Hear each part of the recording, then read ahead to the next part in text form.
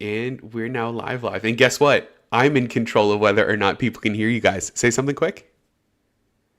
They can't hear you. They can't hear you. I didn't do anything. I didn't turn you on. Okay, now you're on. Okay. I love that I have the power now. It's too much. You're never getting the power again. No, no, dang it. No, I have something fun for today with the power. Trust me. Okay. Wait, I don't hear. I actually genuinely don't hear Ryan. I don't either. This is my fault. I had too much power. I made this happen. Oh, this. How's it working now? I can hear you I now. can hear you now. This laptop does not work well with Audacity recording and us going live at the same time. Ugh. Like, it's just. Well, we're not recording in Audacity. Yeah, you can bomb out Audacity. That's all right. Oh, awesome. We'll watch his computer get 1,000 times faster just doing this. It's gonna stop, and I won't be choppy anymore. Yeah. Yeah. There you go. Look at that. I love legitimate theater. Where is this soundboard? Is it not in? It's in Discord here. Oh, it's in Discord. Yeah. I was looking for Streamlabs. Yeah. Nope. Oh. Sorry about that. No. Why would you mix those two? Why are you like this? Don't do this. It's so bad. We should start the show. It's gonna hurt me. Devin. But musically, What? Yeah, we it's such a should. good We should. song. Like, can I tell you what I'm doing on Friday? What are you doing on Friday? Guess what they're putting in the theaters for Batman Day? Oh no, are they putting in Batman Forever? Batman Forever. Yeah, that's awesome. So That's I gonna will be fun. see it in a theater full of no one because I will be the only one there. That's the best way to do it. It's a loner like Batman. I love it. Yeah. Shall All right, we? We ready? Let's do it. All right. Hey, everybody, welcome to You Have to Watch This podcast. I am Alan. I am Ryan. And I am Devin. And today we're going to be talking about Ryan's pick for the week, the follow-up to The Silence of the Lambs, the loudening of the lambs. That was good. We're talking about 2001's Hannibal, starring Anthony Hopkins and not Jodie Foster. No. But each week we like to make each other watch movies that one of us has never seen. This week it's Hannibal, which Devin and I had never seen. No, never saw it. Until recently. But before we get into that, we're going to talk about stuff that we've seen in the last week in pop culture. So, Well, hold on. What'd you guys do this weekend? Hold on. Before we dig into this, last week was the Hans Zimmer concert for you. Yes. And I pulled, not only am I excited to hear about your Hans Zimmer, but I found him. I pulled his picture for the podcast. So do you mind pulling up stream for me? I will. Let me get it up here. It's a little bit behind for me. Oh, no. A second.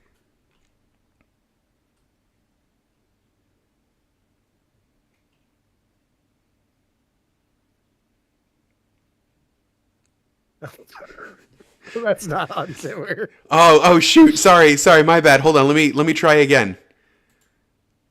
That was I guess that was actor Michael McKean. My bad, guys. McKean, yes. My bad. Sorry. This one's definitely right. This version of Hans Zimmer.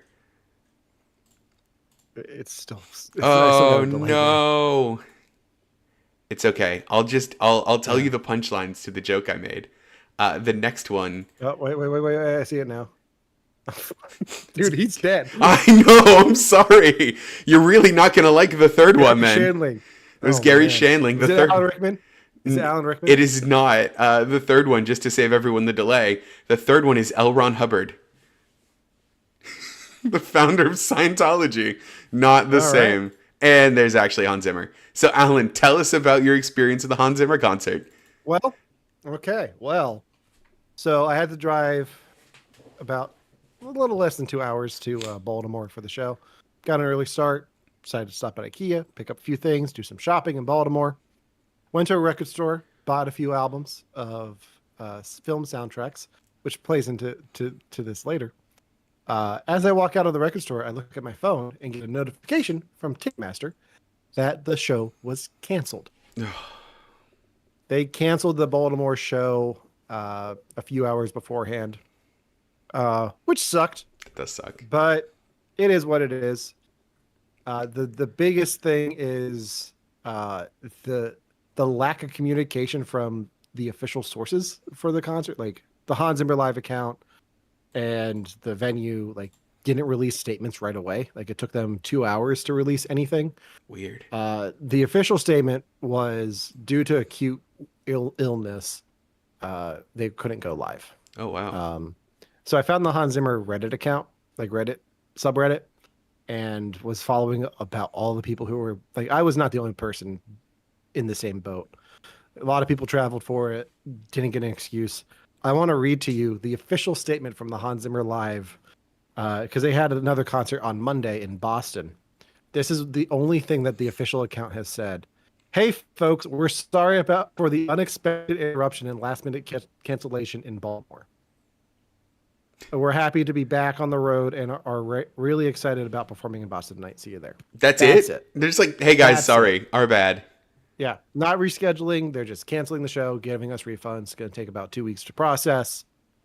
So I will see Hans Zimmer live in the next time he comes to the States in 7 years. There were so many conspiracies about what happened with the show. The official statement is, I'll start with that because it's not that exciting. Hans Zimmer had pneumonia. Oh, poor guy. I don't know anyone who's recovered from pneumonia over a weekend, but hey. So that's what he said at the concert on Monday. The conspiracy theories were ranging from everything. Like Friday was Thursday was his birthday. Like when we were last live, we were live on his birthday. People were like, he partied too hard on his birthday in New York, and musicians in his band were like, no, that's not the case. Yeah. The other theory I saw was there was also a Bruce Springsteen show in Baltimore that night. So there were rumors that permit wise they couldn't they couldn't do the show. Oh. Which is just bad planning and kind of a relief that I got out of there when we did. So because like we were looking at for other things to do, like we're here, let's do something. And I was like, I've seen Springsteen. I don't need to see Springsteen again. Like I was in a mood for a certain kind of concert. Springsteen wasn't that. So unless he was going to play Pirates of the Caribbean, which No, actually I maybe kind of not. want to see that now. I kind of want to see that now. But so Devin, I think I'm just gonna have to come to Europe to see him with you next year. This is literally a free bed. Just take it. Okay. This is for you. Noted. Yes. Ryan, also, there's room enough for 2 on the bed. So get over here as well. We can share. Yeah, you guys can share. Okay. Perfect. Yeah, that was my weekend. So what's funny, I've learned 2 things out of my experience. Actually, 3 things. First is never buy concert tickets for Friday the 13th. Ooh. Never doing that again. Second thing is never buy concert tickets for Friday the 13th.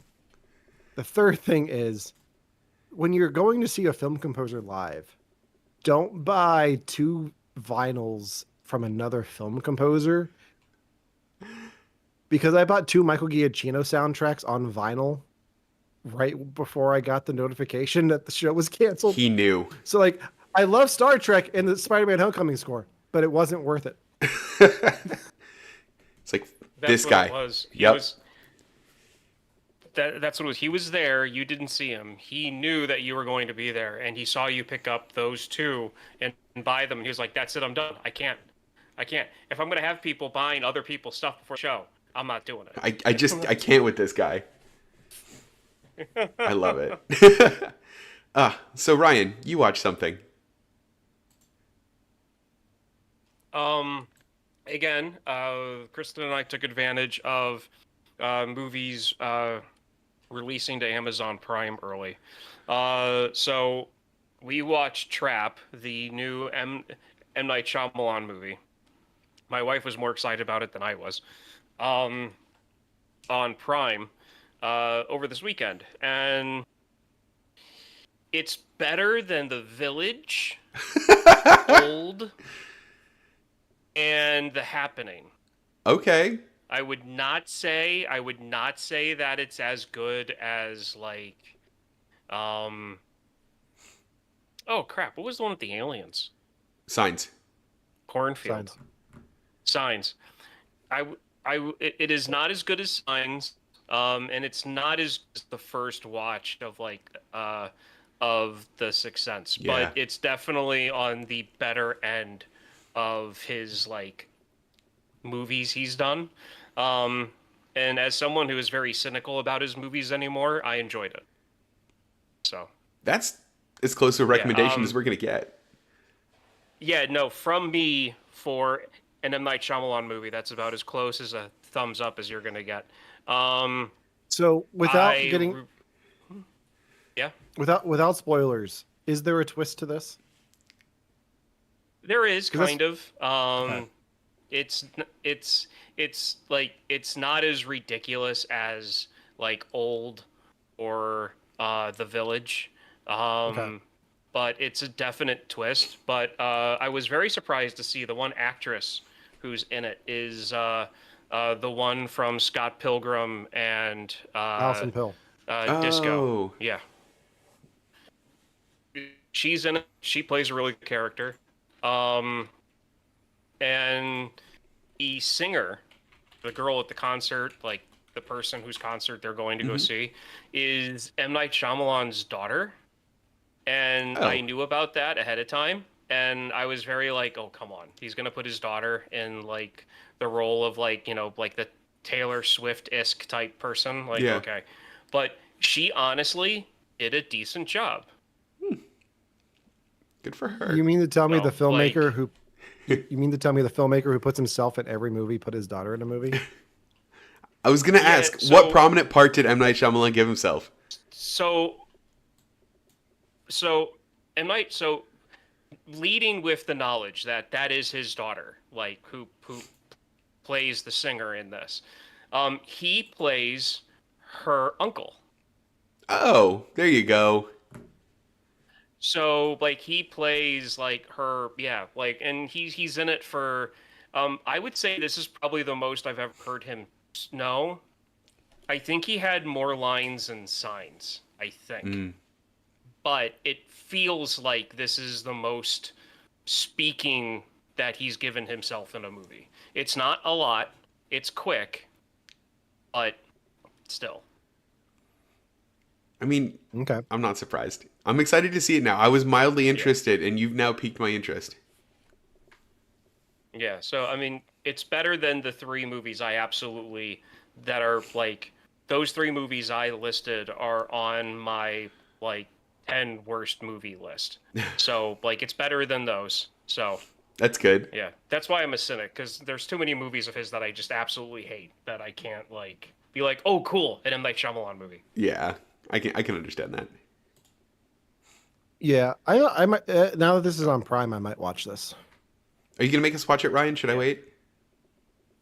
I'm waiting until the rental drops from $20. Oh, I'm okay. not watching Because it. it's like 19, yeah, because like I think it's still in theaters. Like it's one of those things where like or maybe it might just have ended its theater run, but like it's one of those where, you know, it's like, hey, early release rental, you know, like you can rent it for $20 or buy it for 24. Like it's one of those things at the moment. Yeah, that no, makes I'm sense. not- I'm not interested that much. Yeah. Oh, so Alan, you didn't get to see Hans Zimmer. Did you get to see anything else? Not this last weekend, but I did see Beetlejuice. Its opening weekend. Tell me, We didn't get to talk about that last week. tell me all about it. It's good.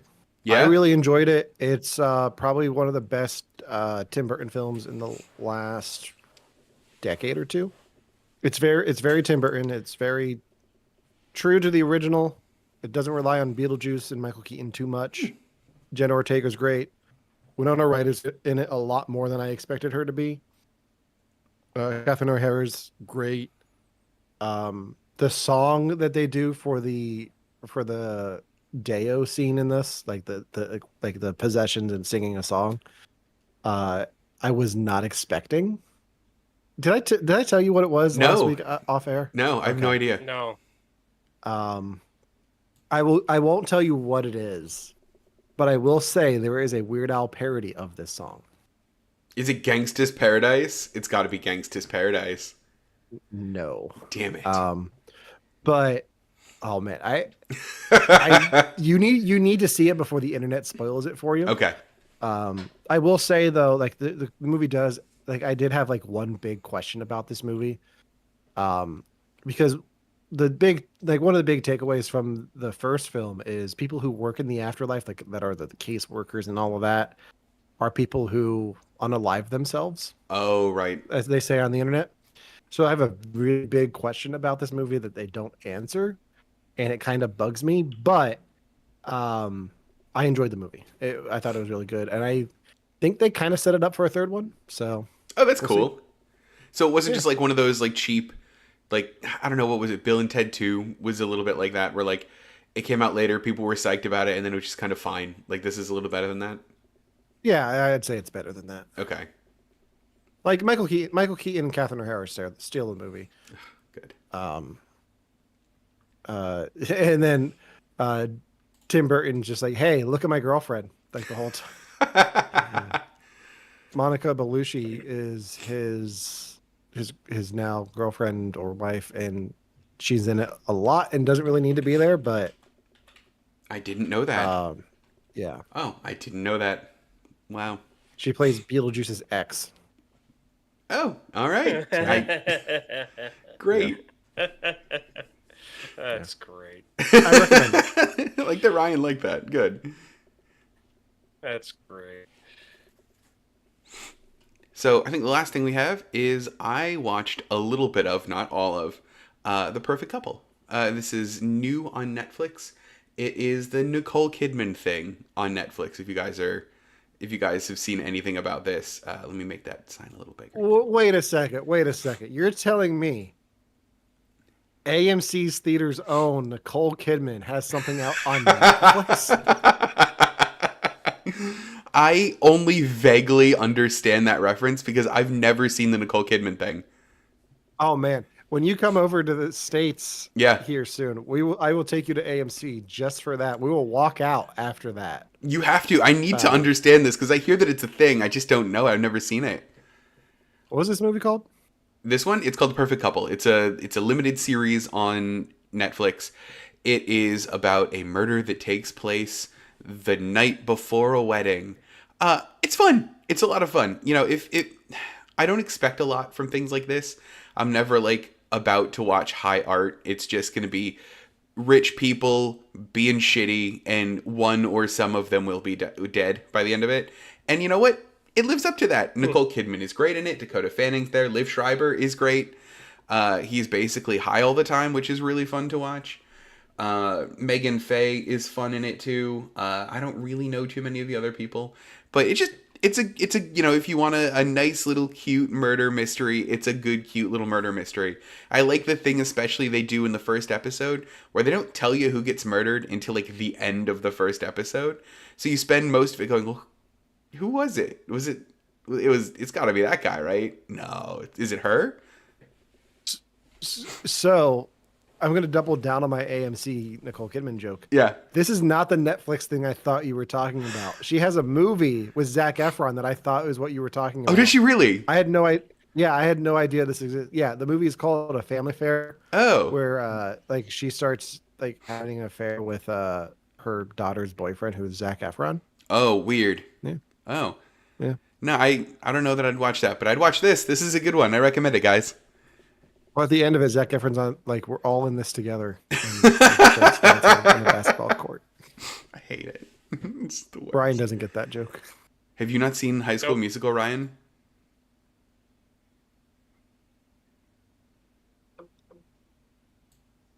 No, no. I mean, I was one of those people when that movie came out that was making fun of it.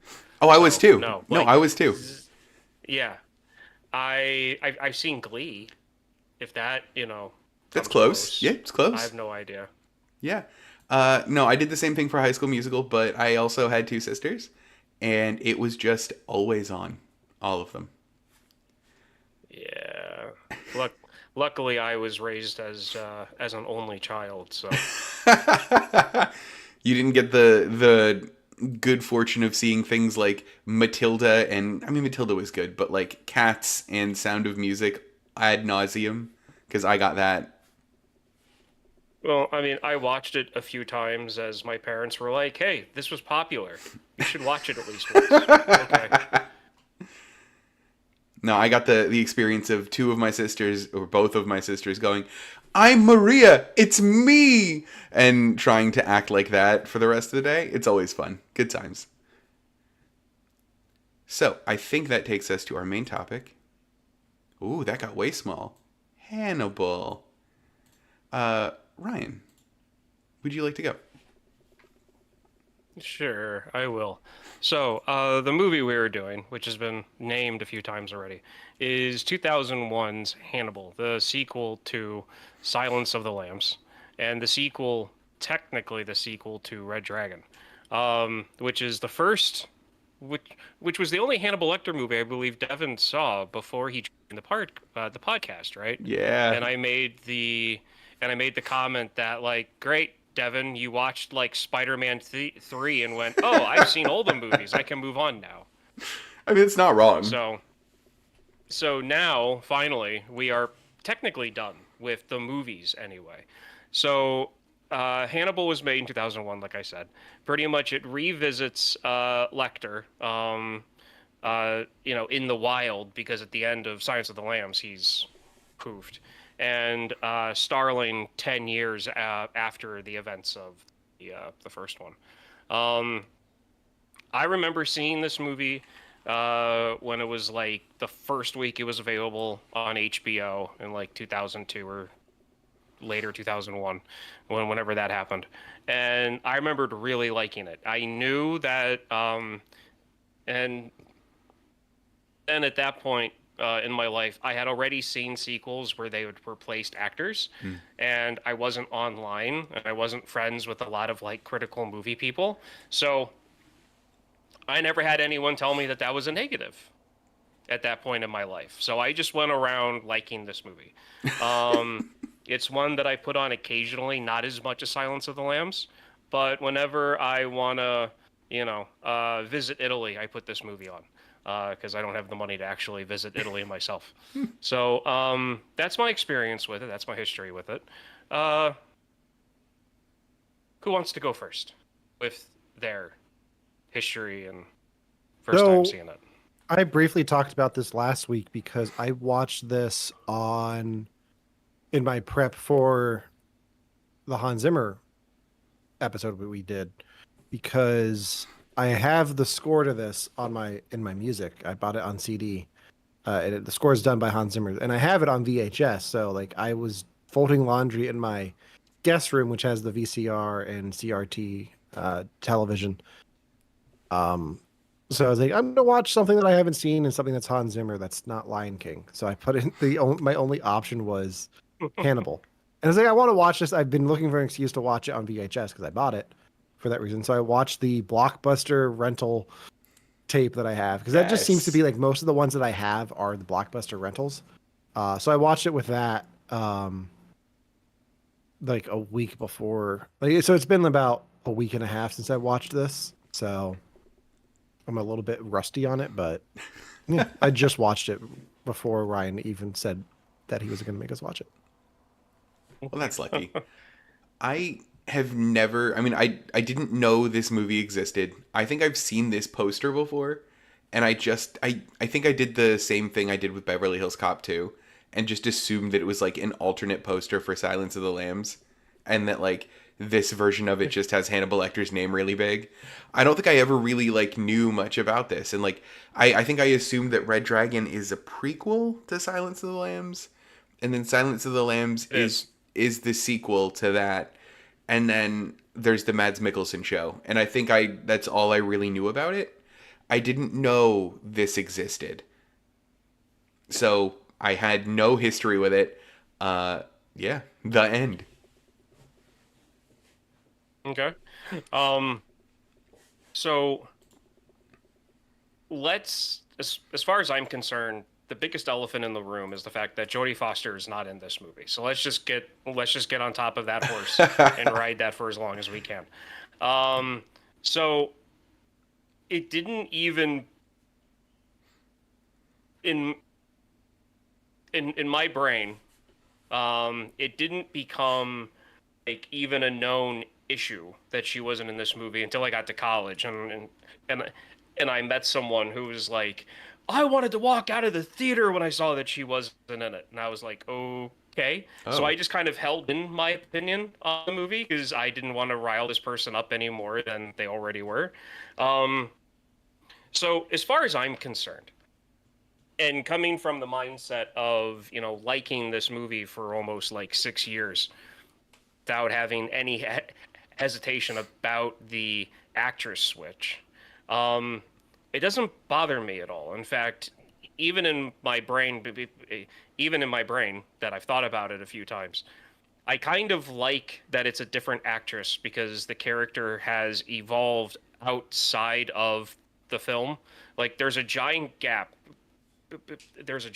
of 10 years between these movies that she has grown as a person. And even though I believe Jodie Foster could have done that character well for that 10-year gap, it's almost kind of, I don't know, kind of like a physical showing of like, hey, this is a different person now. Like she's been in the FBI now for 10 years as a special agent. Like she's been through crap and she's a different person now.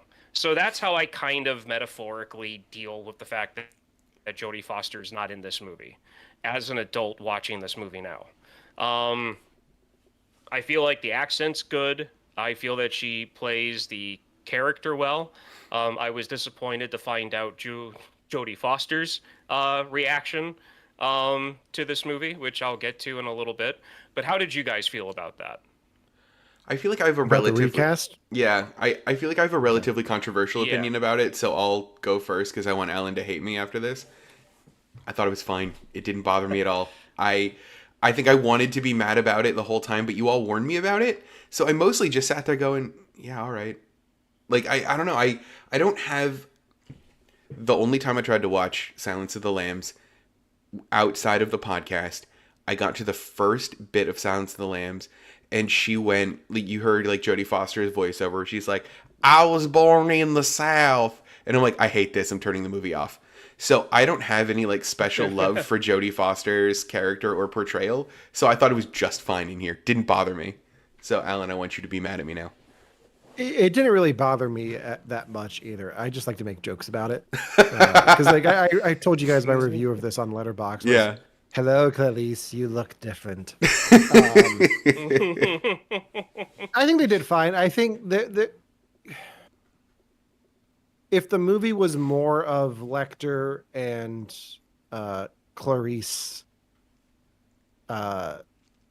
interacting, I think it would be a lot more jarring because they had such a strong chemistry dynamic in the first film. And like they spend over 2/3 of the movie not communicating at all, and it's like there's that distance. Like he's in Florence and she's back in the States, and had the like face-to-face stuff earlier on, it might be a little bit more jarring, but I think because of the distance it works better. And then like the few times they do interact, it's on the phone or she's like drugged up, and like so it wasn't as jarring for me as some other things in the movie. I think that's why it didn't bother me so much, because she was mostly just in a basement the whole time. And I'm like, oh, yeah, she can be there. That's fine. Yeah, I mean, and maybe that's another reason why when I was younger, it was because, like, she wasn't interacting with Lecter the way that she did in Silence of the Lambs. So it was almost, I mean, that, and it's filmed like a different movie. It's more done as a suspense than like a suspense horror, which is the first one. So it's like, it's filmed differently. The characters are portrayed differently. So it kind of fits for me. And so, like, if you're here hoping that one of us is going to completely rag on the fact that that Julianne Moore is, playing Clarice and not Jodie Foster, you've come to the wrong podcast. Sorry. So what Jodie Foster said, and this is from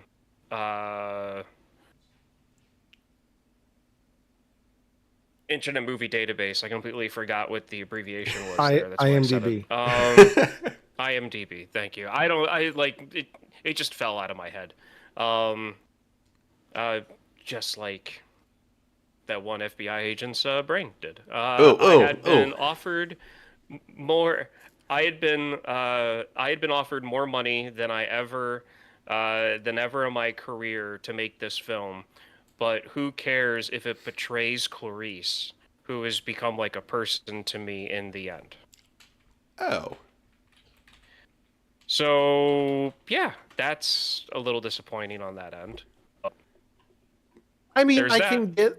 I understand the point of view there because Clarice doesn't really do much in this. Like it doesn't really build on anything that character got to in the first film, like her coming to terms and like going after Buffalo Bill. Like it kind of sets her back a little bit. Like none of the progress she made is really shown in this for her, and then they bring her like back into the basement. Like it doesn't really serve the character that well. So I get it. And I can understand that. My thing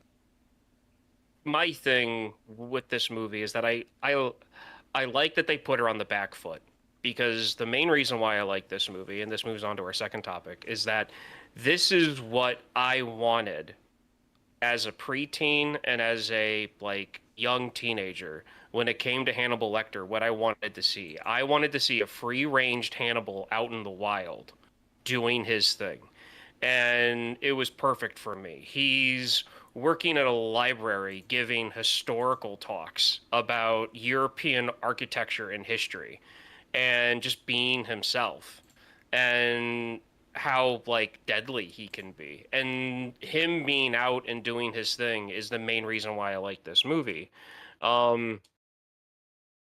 But I feel like for them to do that is for him, it would need to put her on the back foot to where like re-catching him would kind of like put her back into where she worked her way up to. Which the one thing in this movie that I can't stand, and I know it's part of the story, and I know if I change it, the ending the beginning completely changes and she's not on the back foot. But it's the fact that like it's the local cop that messes up the sting, and yet she's the one that takes the fall for it. Yeah. I don't even know if that. So I think the sting itself set the movie up to a weird tone for me, because there was nothing like this in the original, and not that I need it to be a carbon copy of the original, but I also didn't like, I don't know, the whole like, Clarice, the most deadly FBI agent, like that doesn't seem like the same character to me. And I think that might be, like, I understand that they wanted to inject it with more action. They wanted to show where her character is gone. But for some reason, that bit of it seemed a little bit too far for me. But maybe I'm wrong. Well, to me, I always took it as trying to ground her character in more realism. As in, like, hey, she went from being a student in the 80s, and now it's been 10 years. Or the late 80s, and now it's been 10 years, and he is now a full-fledged special agent dealing with capturing very dangerous criminals, and kind of shows me like, hey, she's not going to be profiling serial killers for her whole career. She's going to be out trying to capture drug lords and those type of situations that like that she gets in. So that's one of those reasons why I said that, like, in years, she's a full-fledged agent. She's no longer a student. And so this kind of shows, like, who she was at the end of Silence of the Lambs, and then who she is now after being in the field for 10 years.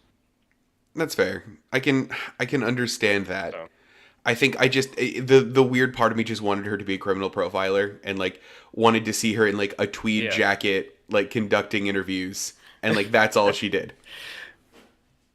Okay. So I guess before we get on to Lecter, the other actress that almost got this role, besides Julianne Moore, was and I'm gonna mess up her first name because just it is Gillian Anderson, Gillian the one Anderson. from X-Files. Oh. Gillian Anderson. Yeah. The reason why she couldn't do it was because in her contract for the X-Files show, she couldn't play another FBI agent in anything else. So like she was locked into only playing an FBI agent on X-Files. She couldn't do a separate movie as an FBI agent. What a weirdly restrictive contract. Yeah. So there's that. Ugh. But yeah, so Anthony Hopkins' portrayal of Hannibal in this movie is one of the reasons why I like the Hannibal character so much, because to me it adds on to the character that he was portraying in the first one. How did you guys feel about his performance in this? Oh, he's great. He's the best part of the movie. He's he does such a great job of having Lecter be so cunning and manipulative and scary that it's like that's the reason to watch this movie. Like, I think that's why they get away with recasting Clarice. Is like as great as the Clarice stuff is. Like, you're here for Hannibal. Like that's the movie. Like that's why it's called Hannibal. Like he steals the movie. Like it's his movie. And he gives such a great performance in here. I almost had a moment in the early part of the movie where I was like, oh, they did the character dirty, where they showed a clip of him like being detained and like a nurse got too close and he like bit her face off. And I was like, not my Hannibal. My Hannibal's a suave guy. He doesn't do animalistic. And then I realized they literally said that in Silence of the Lambs. Like they referenced that exact thing. They literally had to make that happen. Yeah. So like, no, this fits with the character, I guess. That's totally fair. So no, I'm with Alan. I loved it. I think he's so good. That is great, because I'm happy to hear that, because that's the one thing about this movie that drives it, and it's about him. It's named after him, and that's why you watch this movie. It's for Hannibal. It's the continuation of that character. I'd say my favorite scene from this movie with him is at the opera, and it just goes to show how creepy he can be when he's being polite. And that's when he turns his head and he sees the cop that's trying to like get the reward for him, and he just smiles at him because he can tell that one, the cop wasn't expecting him to be there, and by his reaction Hannibal knew. He's like, oh, he knows who I am. Yeah. And just like the smile and the nod, like it was just perfect as far as I was concerned. Did you guys have a moment that stood out to you for him in this? For me, it was the build up to that detective's death. Like, because you know what's going to happen, and I think he does such a great job of being terrifying, and smooth with the whole thing. Oh, like yeah. it's very, like it was hard to watch because you know what's going to happen, and it's scarier than anything I saw in Silence of the Lambs. Like I think that's the only time I'm like, oh, this is creepy. Yeah. But so yeah, for me it was that. Oh, for me it was. I mean, aside from the dinner scene, I feel like the dinner scene sits on its own like tier in this movie. Oh yeah, and like should not be considered in this question. For me, it was literally the line, "Bowels in or bowels out," and like, oh man, and like he didn't care. Like he really didn't care. But like it was just such a good line. Like Ryan said or Alan said, like the whole build up to that guy dying is so incredibly well done. Just Yeah, you're right. In terms of Hannibal, this is him out in the wild. This is him in true form. This is what makes him terrifying. I love this. Yeah. So I want to move on now to two actors, two supporting role as actors that I absolutely love who are in this because they play their characters to a T. And even though the one is a bit ridiculous, they pick the best actor to do it. I know who this And is I going to mean Ray Liotta. His character is cartoonish. be. Yes. It is overboard. I feel like at some point in the real world, his character would have been fired for sexual misconduct in the workplace. Oh, absolutely. Like, within like 2 minutes of him being at any job or in any interview. Yeah. But his character is perfect because you need an agitator for Starling. You need an agitator for, and he's perfect in that. And you also need someone that you're not going to feel bad about when, the top of their head gets popped off, which we'll get to here shortly. Oh boy. Wow. And then you have Gary Oldman. There we go. As Mason. And my second favorite scene is when Mason, who's being played by Gary Oldman, who you can't tell because of the prosthetics on his face, which are great, by the way, is explaining how he got his face ripped off.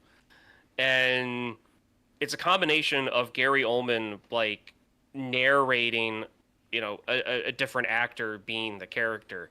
But I absolutely love that walkthrough. And I also find it funny that they didn't even try to age Hopkins down at all. For it's that. like he's So looked that like was this supposed forever. to be like in the 70s. Yeah. He's ageless, our Hannibal. Yeah. So real quick, watching this on VHS on a CRT, like I could still, I was watching it, I was like, that's Gary Oldman, isn't it? And then I looked it up. I was like, yep, Gary Oldman. Like I still knew. How the hell could you tell? Something with I think it was something with his voice that I could tell. I was like, that's Gary Oldman. Ryan, I need your Because help. I know. No, go ahead. No, that's all I got. Ryan, I need your help. What happened to Gary Oldman in this movie? So I know that Hannibal made him cut his face, right? I get why his face looks like that. Yeah. Why is he invalid and why could cookies kill him? Okay, so this is if you're listening, this is going to be a little disturbing. So Hannibal got egged Mason on, Gary Oldman's character, when they were hanging out because they were going to do some like adult things. And so Mason put himself basically in a swing, and Hannibal drugged him and egged him on to literally cut his face off with a shard of mirror, which you see in the movie. Before they break away, Mason said that like he didn't feel anything and he was so happy, he was happy to continue. And they show Hannibal feeding face chunks to Mason's dog and telling him, "Oh, you didn't quite get it, keep going." And by the scarring on the face and the amount of surgery you can tell that he had and how messed up his eyes are, he probably cut into his throat. Oh. And because of, all of the surgeries he probably had to have done, all of, possible infections that he probably had during that time period, caused him to be in the condition that he found himself in. And the type of swing he was in, he was hanging technically safely, quote unquote, safely by the neck. Yeah. While he was doing that. So, all things considered, he's lucky that he even lived. Yeah, I guess through that situation. I have the Wikipedia page up for that character. Yeah. Completely different in the book. Oh. Like what happens to him at the end. Damn. Really? Ooh. Can you? Because I mean, okay, so this one, I can't say it on the internet. Can you not? Like I can't. I don't think I can say this on the internet. Okay, well, we'll have to talk afterwards because in this, right, I understand that like wild boars are dangerous animals. They're also a little bit funny to me. Like, it never stopped being a little bit like comic that he like trained wild pigs to the sound of screams to attack. It was just kind of silly.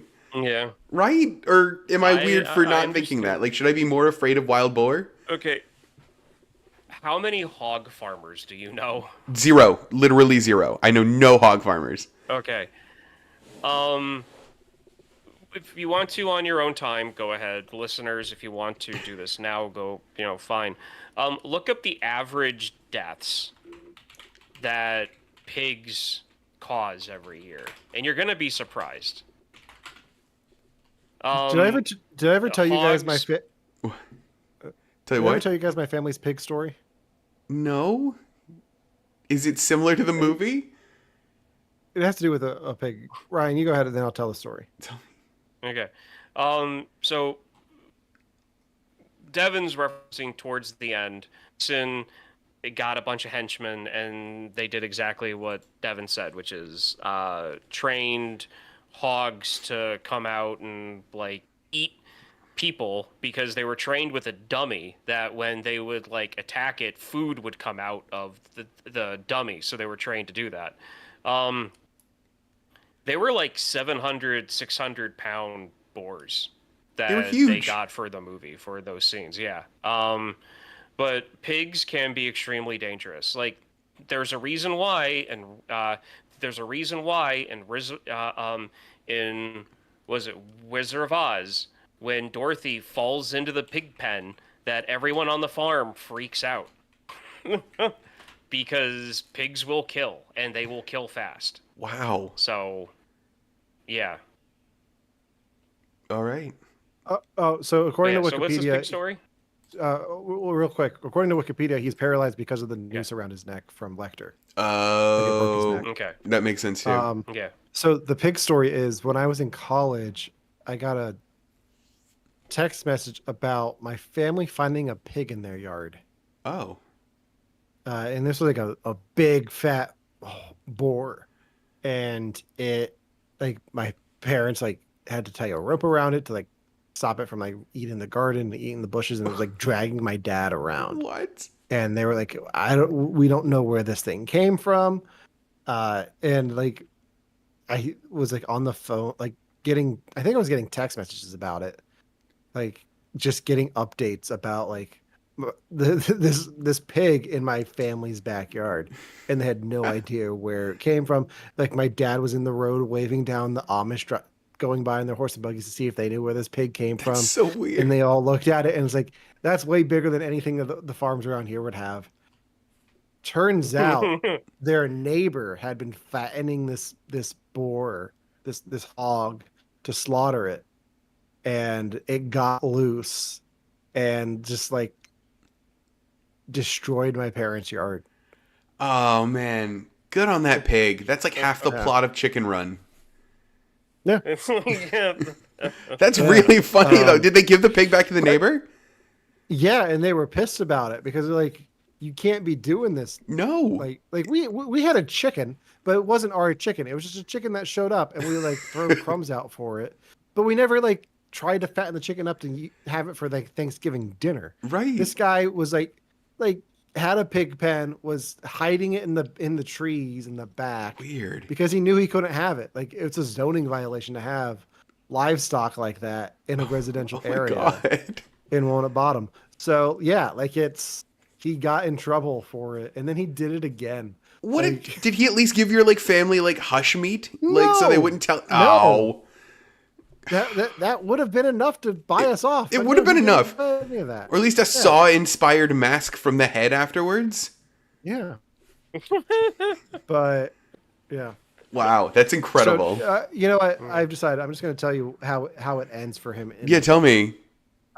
Mason is finally killed when Margaret forcibly collects his sperm using a cattle prod and a condom, then forces Mason's pet eel into his mouth the resulting wounds drowning him in his own blood. What in the world is this book? I don't know. Ah! Okay, so speaking from the book too, the book explains why Hannibal is Hannibal. Oh. And again, so second time to that a how they did it thing on that, because in 2001, 2002, and 3 they were still doing like movie magic shows.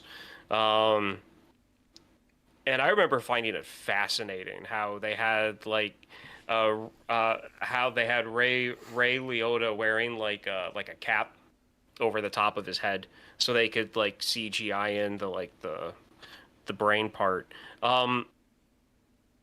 It's still unsettling, even though I've seen this a bunch of times. It's still one of the more unsettling Hannibal moments in any of the movies that I've watched so far. And honestly, even though Starling feels bad for Ray Liotta's character during it, I don't.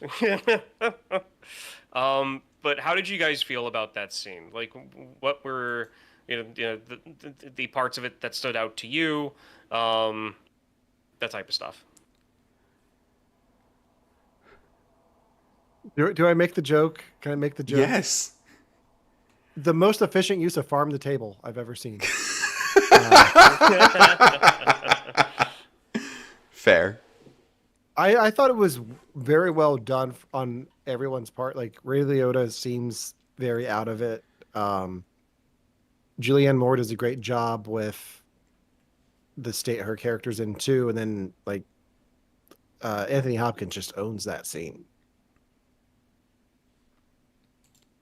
I mean, it's the same for me. It's Hannibal in his like full Hannibal form. It's what you want him to do. And there's this scene in it, or there's a part in that scene where he like has taken out part of Ray Liotta's brain, has made him eat it, and then he's like, "Hey, we're gonna go do the dishes and get some coffee," and like makes like now partly brainless Ray Liotta carry the trays, and he's like, "Coffee." And I'm like, he knows exactly what he's doing here. This is scarier than him biting someone's face off. Because now he's being exact and precise. He knows the time that it's going to take for the police to get there, because he knows that that Clarice has called the cops already. So he knows all of this. And it's just, I had to stop watching at some points in this because it got really rough.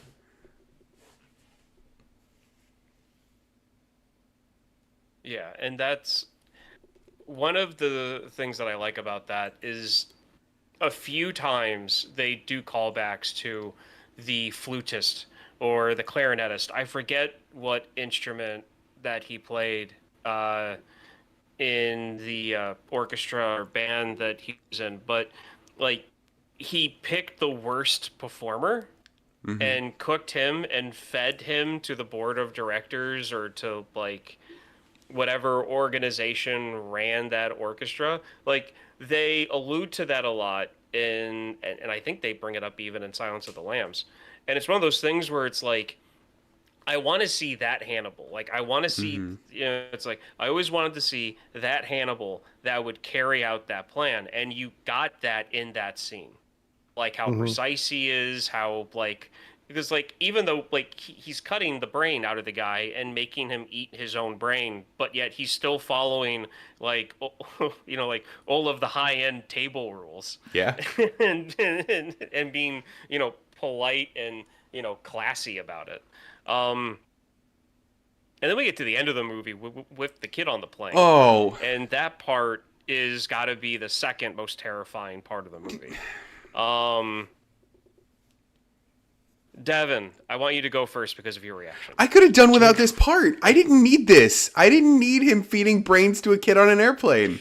I don't know that I loved it. I mean, I liked that he was like, nah, you wouldn't like this, and thought it was actually hoping it would end there. But then, like, if I had seen this in 2001, right, I would have been thinking immediately, like, the next movie is going to be like Hannibal Jr., and it's going to be the story of that kid who got a taste for brains now becoming the next Hannibal after he did. And like, I don't I don't know that I know the point of this, and I don't know that I liked it. Okay. I I just kind of saw it as like the depths of his madness, like how far it goes. That's how I took it. He's just like, he'll feed anyone brains. Yeah, because I mean he fed a violinist or a clarinetist to 9 people. So I mean, I think why it's not? it's the fact that it's a kid for me. I think that's it. It's a kid. Yeah. Yeah. Yeah, it's a disturbing scene. But he warns the kid, "You're not gonna like it." Like, no, that was a very creepy scene to end like the Hannibal Lecter story on, because like the films that came out after this are all prequel, because you got Red Dragon and Hannibal Rising. Oh, Like there's nothing after this. Yeah, So- no. wait, really? The last thing we see of him is him flying off in an airplane without a hand? Yeah. Oh. Yeah. Anthony Oh. Hopkins wrote a script that ended his story called Hannibal Ending, which would have seen Starling killing Lecter, but it was never made. Oh, I 'Cause want I to see think that. Though. after this and then Red Dragon, he was done with the character. I think it's time. Bring him back. Let's go. I mean, he played Odin how many times? Like, Right.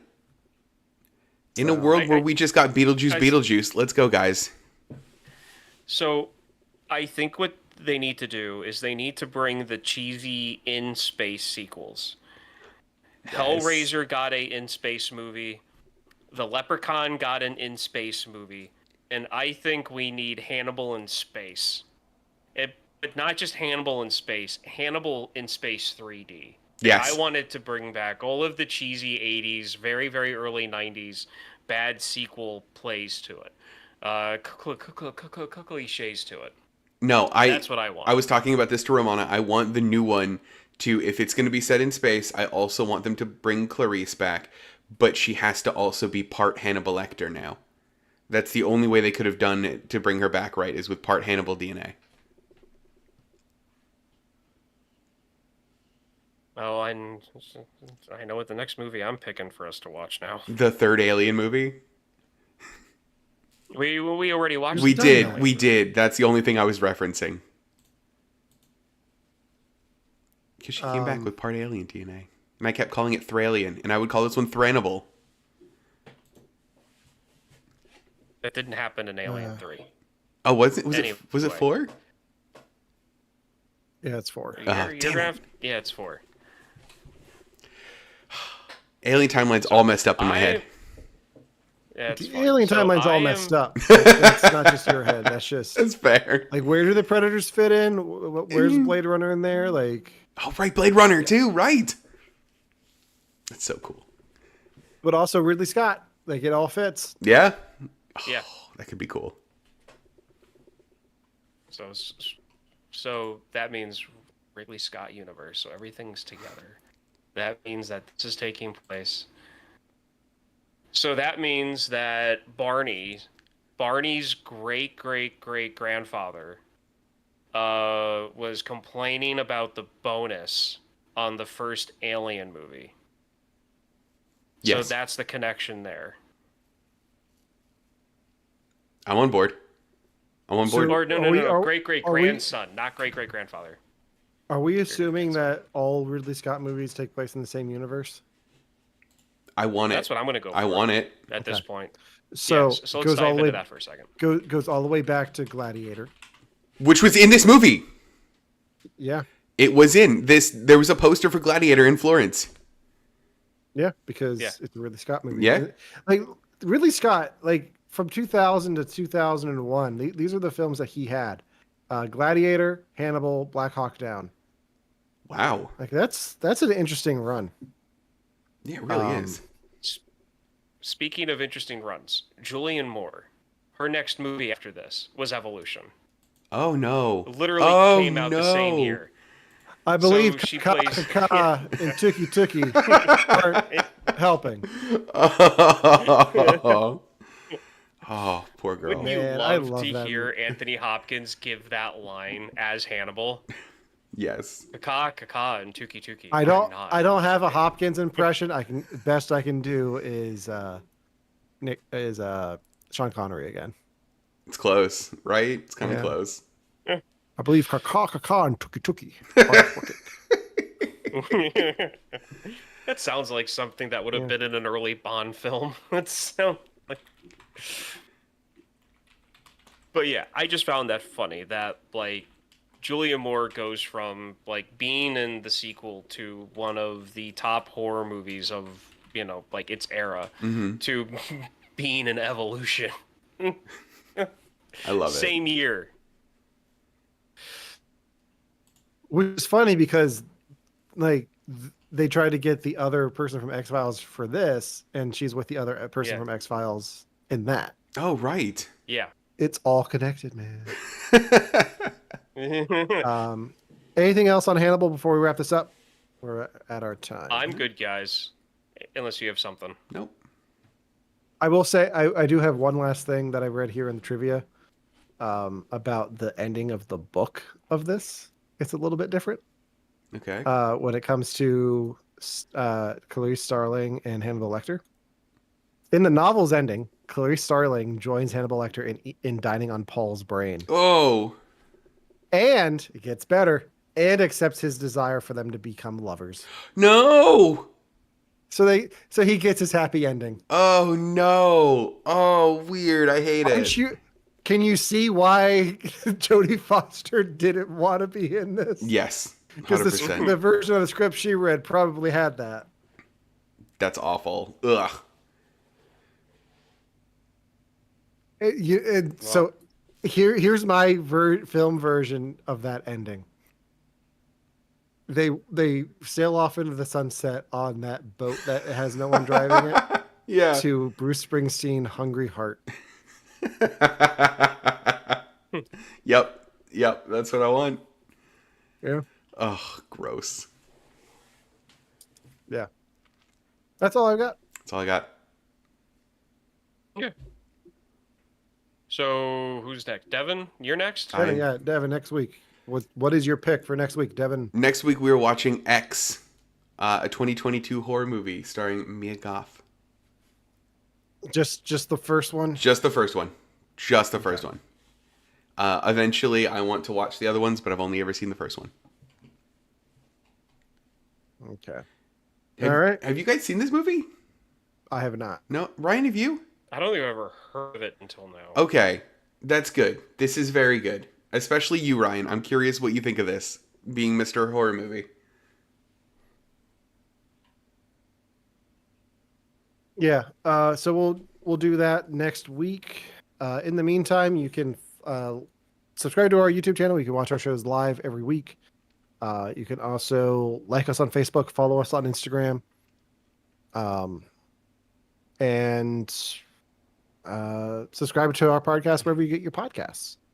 Until next time, for You Have to Watch This Podcast, I'm Alan, I'm Ryan. And I'm Devin. and we will see you next week. Clarice. Oh, I guess I can do a Hannibal Lecter. Should I say the line? Yeah, do it. Do it. What was the line? I believe Kaka Kaka and Tuki Tuki aren't working, Clarice.